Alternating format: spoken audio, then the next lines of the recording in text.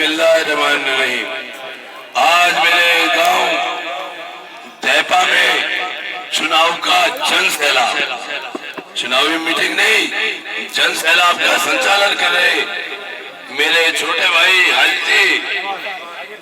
हाजी इरफान साहब, इन्हीं के साथ मंच के अध्यक्ष हमारे प्रधान मंजूर साहब, मेरे बुजुर्ग हाजी इरशाद साहब, अभी सीएम साहब, हमारे पूर्व प्रधान इस्लामुद्दीन जी, हमारे फरागत फूफा जी, इंजार और मेरे साथ चलकर आए हाजी जी, पूर्व प्रधान दिलसाद प्रधान जी, मेरे छोटे भाई प्रधानी लड़े कामिल भाई, डासने से हाजी रफीक साहब, डासने से हाजी तालिब साहब, सिकेड़ा से अमीन साहब, डॉक्टर बुनियाद साहब, मेरे बुजुर्ग जुल्फिकार प्रधान जी, फारूक प्रधान जी, नौसाद भाई और मेरे साथ चलकर आए मेरे नौजवान साथियों, बुजुर्गों, मेरी माँ बहनों, बड़ी तफसील से आपने बात सुनी।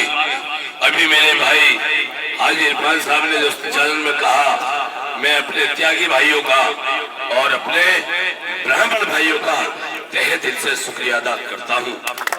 आपका शुक्रिया इसलिए नहीं करना क्योंकि आपका तो काम है। अभी चंद दिनों पहले आपने सुना होगा, हमारे एक चार बार के सांसद प्रोफेसर रहे एमएमएस कॉलेज में, अपने आप को बहुत बड़ा बुद्धिमान मानते हैं। इस देश और प्रदेश की और इस विधानसभा की भाईचारे को बिगाड़ने का काम करते हैं। ऐसे प्रोफेसर मास्टर को, ऐसे 4 वर्ग के सांसद को आपको सबक सिखाना है। उन्होंने जो कहा था, हमारे हिंदू भाइयों ने भी बुरा माना, खासकर हमारे मजहब और हमारी दाढ़ी टोपी को जो ललकारता है, हमारी कौम का अगर कोई बेटा किसी वजह से गलत रास्ते पे चल जाता है, गलत रास्ते का मतलब नशे में बेहोश भी हो और उसके सामने कलाम पाकर दाढ़ी टोपी की बेरमती होने लगे तो जान दे देगा या जान ले लेगा। आप युवाओं की ताकत पर, बुजुर्गों की दुआओं पर, माँ बहनों की दुआओं से आपका बेटा, आपका लाल इस बार 4 बार के सांसद रमेश तोमर को हर जगह चैलेंज कर रहा है कि आने वाले पूरी जिंदगी में रमेश तोमर तो क्या, उसका बेटा भी इस विधानसभा से किसी गांव में मेंबर नहीं बना दूंगा।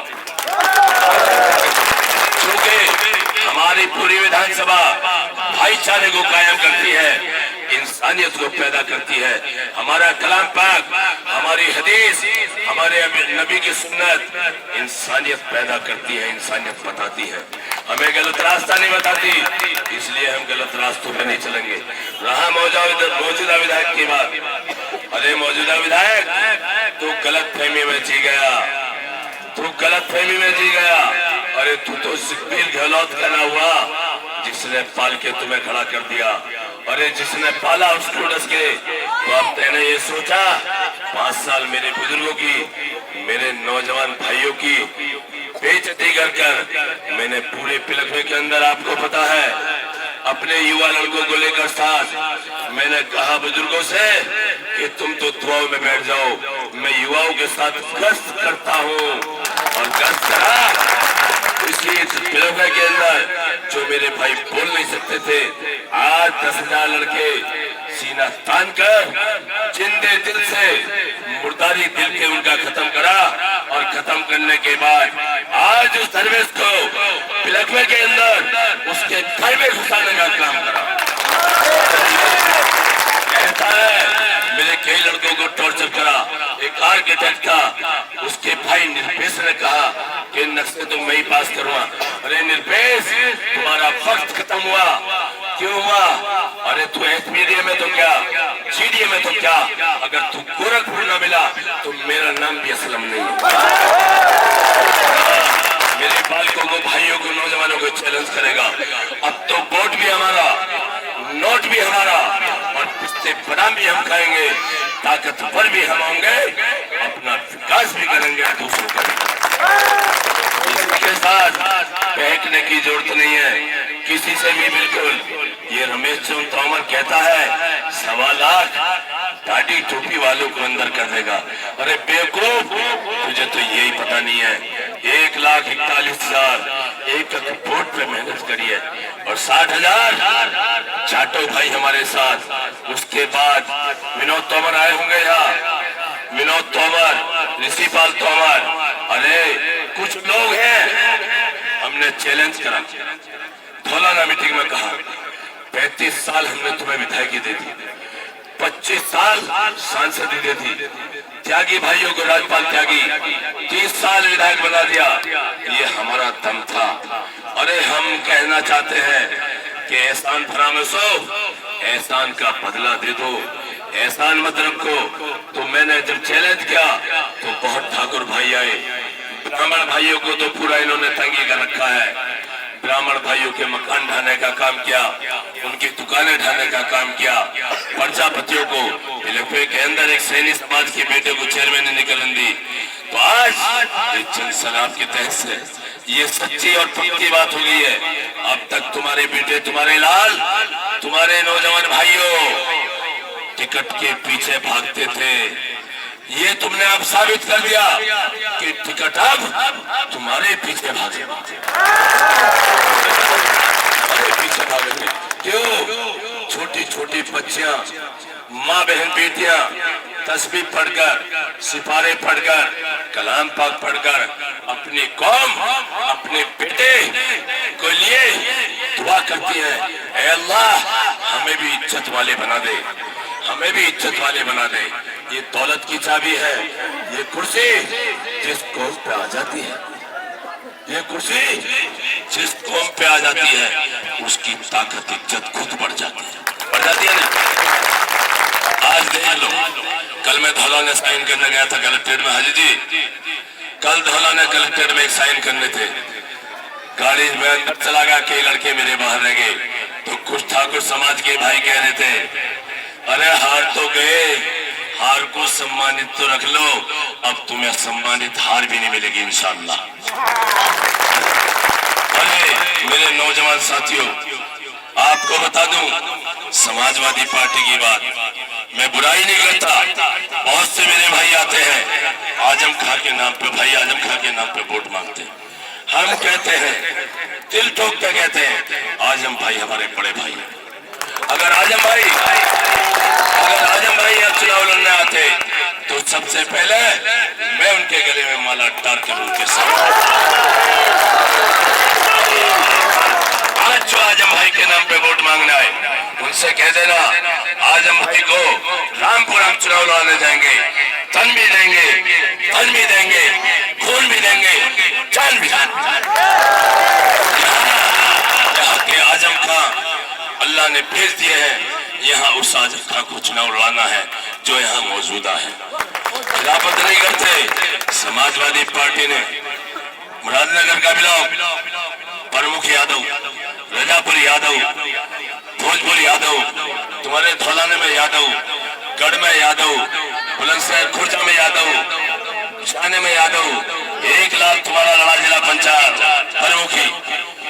देखो इन बेईमानों की बात, एक तुम्हारा भाई समाजवादी के संबल पर और सरावनी से सिमावली मिल का लतावत भाई प्रमुखी लड़ा था।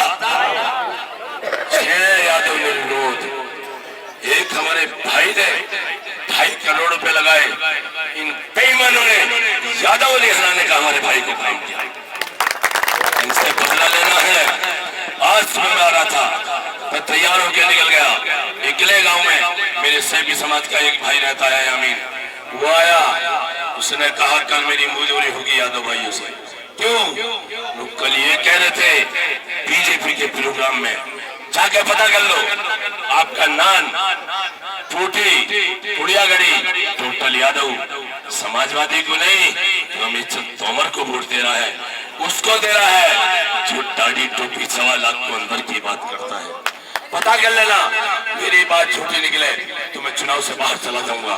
मैं कहना चाहता हूं, जब ये लोग हमसे गद्दारी करते हैं, 86 भर्ती एसडीएम की, पढ़े लिखे खड़े काफी, सभी अब तो काफी नहीं, 86 एसडीएम की भर्ती हुई, 86 में 56 यादव, इस मुलायम सिंह इसके बेटे अखिलेश को हमारे बड़े भाई के कहने पे, आजम भाई के कहने पे भी ये नहीं देखा एक भी मुसलमान के बेटे को ले लेते।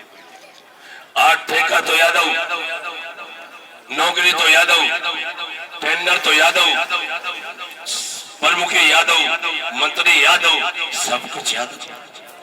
इनसे हिसाब होगा। लास्ट में सुन लो, कब्रिस्तानों की बाउंड्री से भला होने वाला नहीं। हो जाएगा, हो जाएगा, बोलो नहीं हो। लैपटॉप साइकिल से भला हो जाएगा नहीं हो। मेरे बुजुर्ग नौजवान साथी 18% आरक्षण की बात करी थी, 18% आरक्षण की।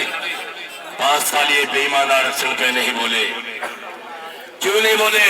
अगर आरक्षण की बात आपकी कर लेते तो इनसे हिंदू भाई भग जाते और हमें आरक्षण मिल जाता तो इनके यादव की भर्ती में कमी हो जाती, मुसलमानों के बेटे लगते। 5 साल पूरे आरक्षण पर नहीं बोले। हमारे उलमाओं से आलिमों से 18% आरक्षण की बात की थी इन्होंने। सबको पता है, पता है नहीं? हमारे आलिमों से जिसने गद्दारी करी, हमारे रहनुमाओं से जिसने गद्दारी करी, अल्लाह ने उनको नस्ल नाबूद कर दिए। उदाहरण आज तुम्हें उदाहरण पता नहीं होगा, बताता हूँ। इंदिरा गांधी जब चुनाव मैदान में आती थी तो मरकज जाकर हजरत जी का सिर पे हाथ रखवाती थी।